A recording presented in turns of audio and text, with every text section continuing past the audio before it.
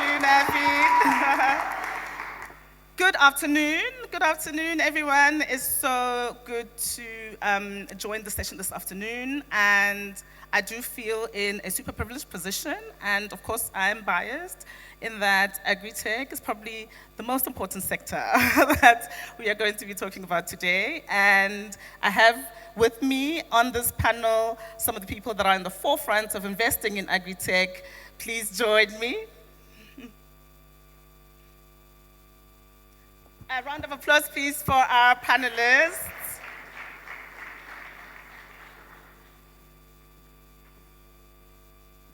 Thank you.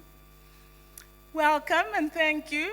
I will let you guys do more comprehensive introductions of yourselves. But just really by way of starting, my name is Flo from Bulimi. Our interest is in climate smart solutions for small scale farmers in Africa.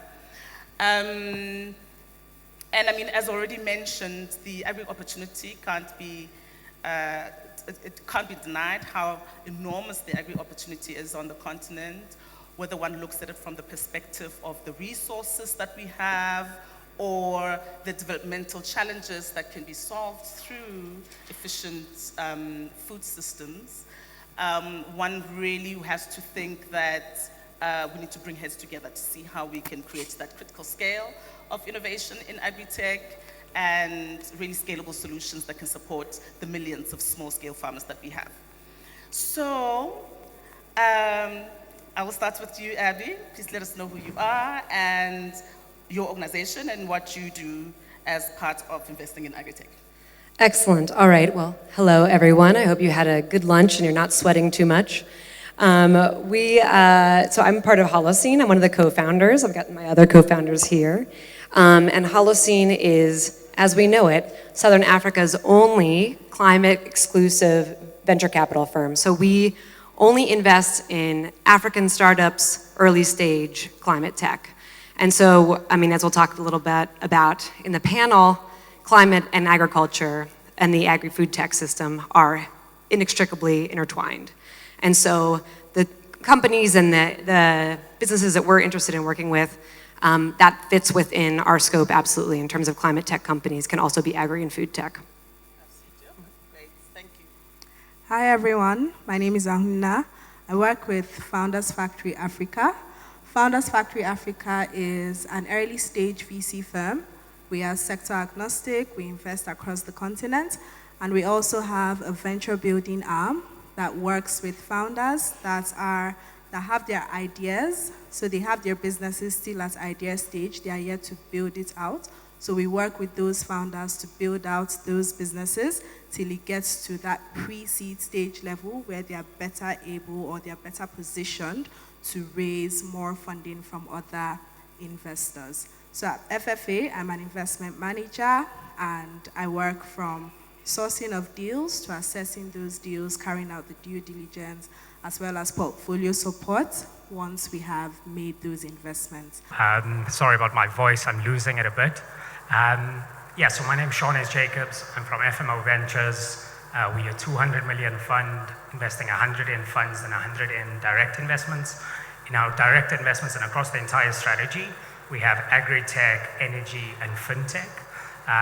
We're also investing in Southeast Asia as well as Africa.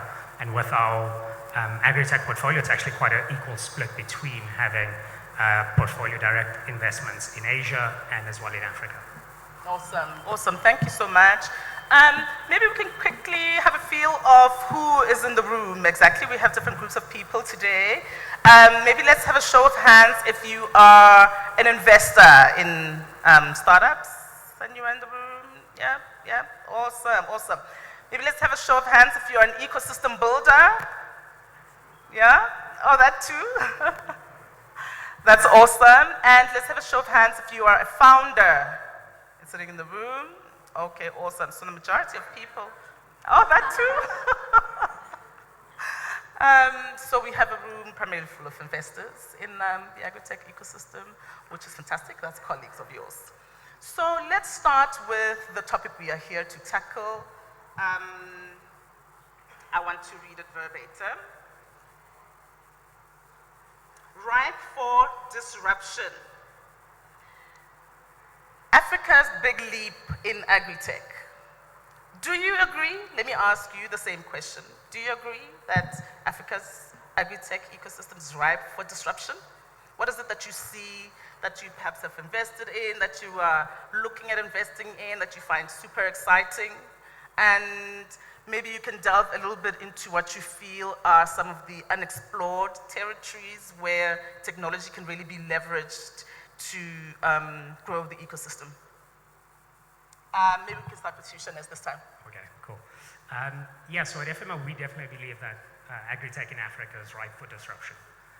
If you look at the percentage of capital flowing into agri-tech just yet, it's not at the level it should be for the size of the market that it could become. Another piece is, I was just chatting to someone that we're not seeing also enough agri-tech focused funds as well. You know, it's sort of, sometimes it seems that people just add it onto their strategy in order to raise capital.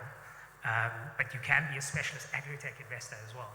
And particularly because in Africa it's such a nascent space, we are almost going earlier stage looking to support also ecosystem initiatives which are building up these agri-tech founders more. So definitely think that's that opportunity space there. How do we get more focused on agri-tech to build these earlier stage companies so they can eventually land up into these larger sort of unicorn companies as well. Because we're investing across Africa and Asia and we're seeing that the two markets are very different. Such that the Asian market is a bit more developed than the African one. So that earlier stage and entrepreneurial support organizations or accelerators which are helping these founders grow, that's something that we're really interested in. Awesome, awesome. Have you spotted some of the exciting innovations that you think could really just unlock opportunities for the rest of the ecosystem?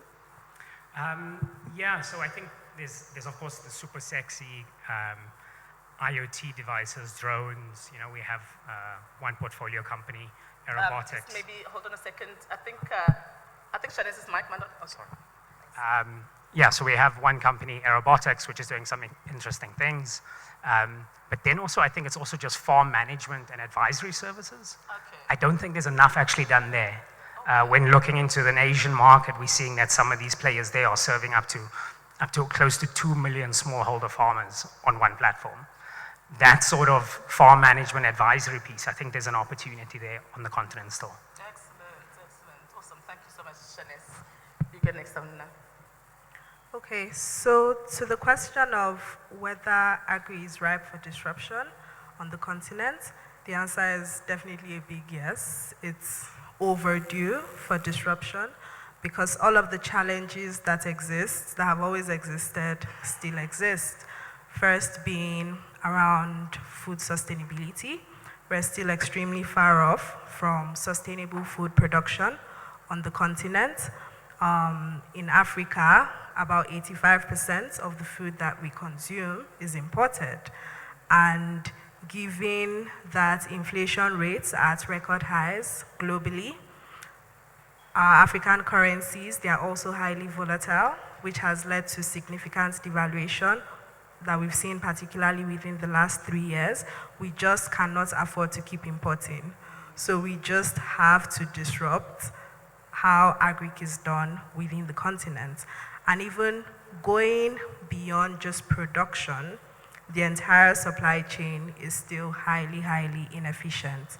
We're in South Africa today, and I recently learned that in South Africa, just about 10% of the farming here is done by smallholder farmers, while the rest of it is really done by commercial-sized farmers whose farm sizes are about an average of 250 hectares.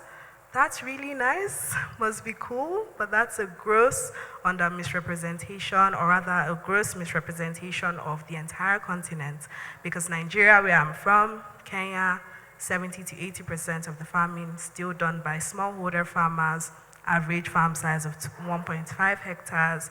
These guys aren't sophisticated, they're not adopting technology, so everything that they're doing is super, super inefficient. And then when you look at the rest of the value chain, logistics, storage, etc., for the most part, things are non-existent. For the sites where they are existent, they are far from being adequate. So all these challenges still exist, and the supply chain challenges then feed into all of the infrastructure gaps that still exist on the continent to date. So given all of these challenges, we just have to disrupt the way things are being done. And okay, maybe Abby can speak to some of the interesting innovation being seen. Well, I mean, I agree with both those points. And I think in the traditional sense of disruption, we usually think of tech disruption, right? And there are just so many things, and this is probably also why there aren't as many investors, and there hasn't, it's really lagged behind. I think it's like 5% of the total VC investment goes into agri-food tech. And it is because there are so many, especially in Africa, there are so many fundamental and infrastructure issues that haven't been solved that would facilitate the ability for tech to come in and actually scale. So yes, but there are other things that need to happen, other funding that needs to flow in order for there to be the infrastructure for that technological innovation in a lot of cases. And I think my answer is also it is being disrupted, and it's being disrupted by climate. As we've seen, like if you look at the developing world versus the developed world, or the emerging versus more established markets, in the last 60 years, I think climate has caused a 25% reduction or a 25% increase in income inequality in emerging markets versus the rest of the world. So climate is, as our host was explaining, it's inordinately impacting this continent. So we're being disrupted, and I think what we're seeing that's really important, especially when it comes to smallholder farmers, is that there's a lot of the funding that's going to them, or the funding that's going to them is like a lot it's going to technology, is based on a lot of mitigation as opposed to adaptation. And adaptation is one of the biggest problems that we're seeing, so that the smallholder farmers being able to deal with the fact there's more heat, there's more floods, there's more things like that, different pests coming. So there actually needs to be more technology and more innovation in that adaptation space, where 90% of it right now is going to mitigation. Good point, interesting. Abby, if we can go back quickly to you, maybe you can let us know what you've seen in the ecosystem that's super exciting that you are looking at or have invested in. Yeah, so a number of things across the different levels of the value chain. First of all, in the upstream, which is production, of course, we're seeing marketplaces, and because this is production focused, so marketplaces that are connecting farmers to inputs, where they can better access these inputs, buy them for lower prices, also access equipment for rental. So we're seeing a number of these marketplaces, and most, if not all of them, have fintech embedded, because financing is a major challenge for these farmers, and they need credit facilities, they need credible payment options. So marketplaces and fintechs, that's a major one that we're seeing. Then there are also some high-tech innovations that we're seeing coming up within the continent. There is precision farming, which, as most would know, basically involves the use of sensors in fields to collect data in real time. And what this data is used for is that predictive analytics software, the data flows into predictive analytics software, and the output of that data is then used by the farmers for guidance into the optimal time to plant, the quantity of input that they need in planting, when is the best time to harvest, how is the best way to manage their soil, and then for other things like crop rotation, etc. It also gives insight into weather, both current weather conditions, weather forecasts, labor utilization, etc. That just makes the farmers' practices more efficient and more optimal. Then apart from precision farming, we're also seeing some things with, we're seeing some production hardware. So there are some drones, which Shanez mentioned, that help in the planting process. There are some other farm robotics software that also assist with planting. And beyond that, we're not really seeing a lot of that now, but maybe the last 3-4 years, we're seeing some greenhouses coming up. So all of these in-house planting innovations, but for some reason, which I'm not really sure of right now, they didn't really pick up, and most of them are going down. And there are also some solutions that we've seen in recent time around irrigation as a service, because that's also a major problem in a country like Kenya. 95% of the watering for their plants is dependent on rainfall. So with climate conditions, once rain is affected, there's drought, they are not planting, they are not able to do anything. So those irrigation as a service softwares, we're also seeing those. Then in the midstream, we're seeing some of these marketplaces that are also playing with logistics, warehousing as a service, providing cold storage. And now, as traceability becomes more important, over the last couple of years, we've also been seeing some players that are building for that, particularly for export products that are going to Europe and other continents. So really tracking, tracing those crops from the farmers to every point that they shifted hands. And yeah, so there are also some innovations around processing as well. So those are some of the innovations that we've been seeing. But I would also say that it's the marketplaces that have really been taking the biggest piece of the pie. In 2022, about 630 million was invested in agric on the continent, and only 0.5% of that went to all of these high-tech solutions like the precision farming, the IoT, the drones, etc. And those were all pre-seed, seed deals, so showing that it's still really at the nascent stage. And that's just because, for the most part, these things are expensive to set up. The pricing is also expensive. When you're dealing mostly with smallholder farmers, it's difficult to adopt, so it just makes it way trickier. But yeah, those are some of the things we've been seeing. Noted, noted. I hope some of the investors here were taking notes. Really quite comprehensive. So, Shanice, maybe let's go back a little bit to what Abby was talking about, because Agritech is being disrupted, according to you, and it is being disrupted by climate. And it does sit, like you were alluding to, Abby, in a unique position in that it is responsible for some of the greenhouse gas emissions, as we know, particularly with livestock production, etc., fertilizer use. It also kind of really sits at the cold face of climate change, isn't it? Because of the changing rainfall patterns, particularly with small-scale farmers who are dependent on those types of rainfall patterns. It also, on the other hand, has this huge opportunity for climate sequestration as well, isn't it? Yeah. So would you say that unique position of Agri and Agritech thinking about climate change, would you say that has influenced your story as an investor? I think there, it's mainly been in our due diligence into the type of agritech startups we invest in, looking to ones which aren't just doing mitigation potentially and adding that. So really trying to get into the understanding of that agritech founder in particular as to his impact that he can make with climate change, him or her. So that's a key piece for us as well when thinking about it. But because of our separation of our teams with forestry handling one side and agri on the other side, it hasn't affected us directly in the way we go after our deals fully. So yeah.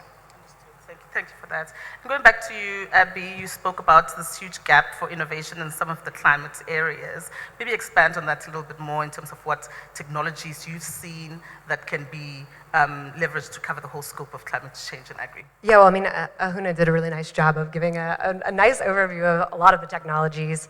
And I think what, again, is a little bit challenging is that there are a lot of very low-tech things that need to happen within the industry, and then some high-tech things. And again, the low-tech, establishing those and the infrastructure then creates more opportunities for high-tech.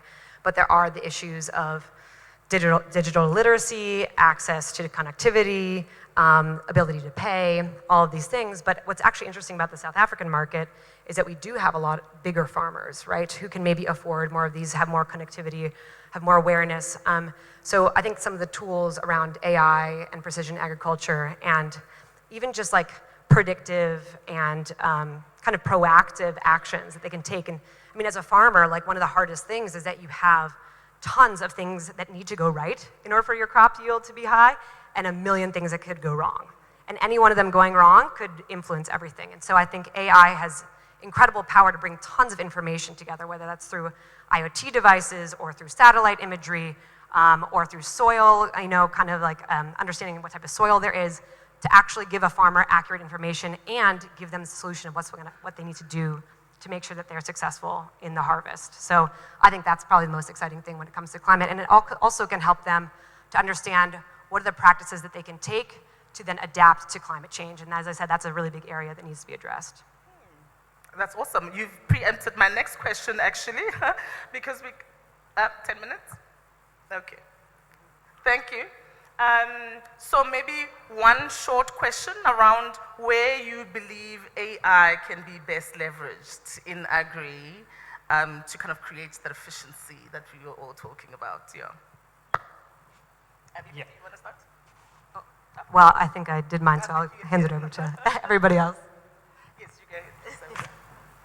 Okay, so the thing with AI is that whatever solution that is being created using AI, I know I talked earlier about a lot of these higher tech disruptions not being really applicable to smallholder farmers, but it is because of the way they are being built. They are being built for very large farm sizes, and like I said, the price point also affects things. So the very first level is to be able to understand the smallholder farmers, and then whatever AI solution is being built should be built for their farm sizes. And there should also be a lot of partnership opportunities, maybe particularly with grant providers, NGOs, that would help significantly subsidize the costs so that by the time they are being rolled out to these smallholder farmers, they are way cheaper. And then in addition to it being way cheaper, there are flexible payment opportunities, there is credit available, so that at least gradually, slowly but surely, the smallholder farmers are able to adopt some of these technologies. So that's really the first thing that needs to be thought around, because at the end of the day, the solutions will still be around the IoTs, around things to understand the soil, understand the crops, monitor it through the planting process until the point of harvest, help with irrigation problems, etc. But the very first place it needs to start from is there. So, yeah, and Shanez can talk more about some of the specifics. Yeah, so for me it's something similar as well. So I think someone mentioned that there's so many data points when farming, right? And so for me personally, I think sort of data-driven decision-making is where AI is going to play a massive role. But to your point, like it's important that because on the African continent we have so many smallholder farmers as well. So I'm looking at sort of more farm management and advisory tools, which are then building AI into that as well. And then hopefully have sort of fintech embedded in that app. But I think AI running against the data, that's going to be that massive win for the continent. Because like in South Africa, we have lots of industrial farming, we have a smaller portion of smallholder farming, but across the continent, we more have smallholder farmers, right? And so when we see AI supporting them to achieve better yields and better productivity on the farm, that's going to be massive. And so that's the piece that's really, it's not super sexy, but that's the exciting piece for me. But again, the most important part to like founders in the room, again, it's building for your customer, right? Because too many times we've seen founders going out and they're like, well, actually I've built this, it's going to be amazing, the smallholder farmer's going to love it because he just needs to whistle and it's going to pop up his whole production plan for the next 2 seasons. No, you need to build it for the customer. And I think that's the most important message I just want to leave with, because we see too many amazing stuff coming forward and we're like, oh, that's great. But we're like, and then they put it in marketing, it's not working. So I think searching for that product market fit, making sure you're on the right problem, using sort of a growth mindset when designing the product as well is key. I think one point I want to make with one of our larger Agritech investments in Asia, we're currently looking at how do they bring more female farmers onto their platform. But the approach they've taken in the design already has been a very growth hacking mindset as to how do they really capture that user instead of just being like, oh, we're going to make it exactly the same way we did it before. So I think to founders, that's the key thing. Just remember who you're serving and just hunt for that product market fit as hard as you can. So, yeah. Awesome. And thank you for bringing us to our next question. In fact, we wouldn't be able to talk about investing in innovation in any area without kind of addressing the really, really serious gender imbalance, particularly given, like you were saying, Shanez, here in Africa as well, the huge population of female or women who work in agriculture. What have you guys, or what are you guys doing in your own spaces to really kind of find some balance or unlock some opportunities specifically for women in Agritech? Abby, you can go first, please. Okay, so at FFA, we are actually very particular about diversity. And this isn't just because it's a trend now, invest in women, but no, there is actually statistics that shows that investing in business, in women has a direct impact on your bottom line. There was research that was carried out by a Silicon Valley VC, I forget the name now. It was carried out over a 10-year period on about 300 companies. And the results showed that out of those companies, for all of the ones that were led by women, for every $1 that was invested in the business, the women generated almost 80 cents in revenue compared to their male peers, same business model, those guys generated about 31 cents in revenue. So really showing that women do more with less.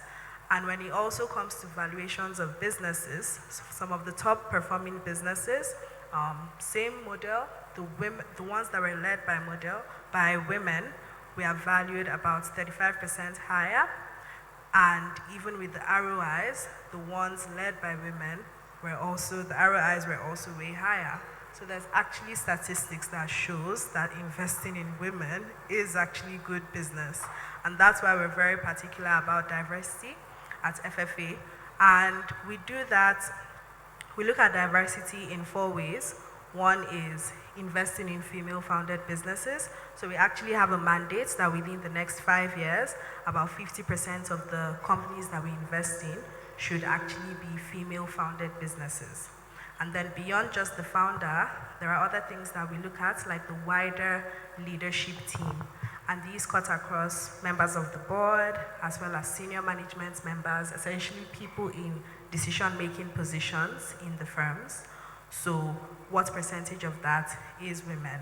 And then looking at the wider staff size of the company, what percentage is women versus male?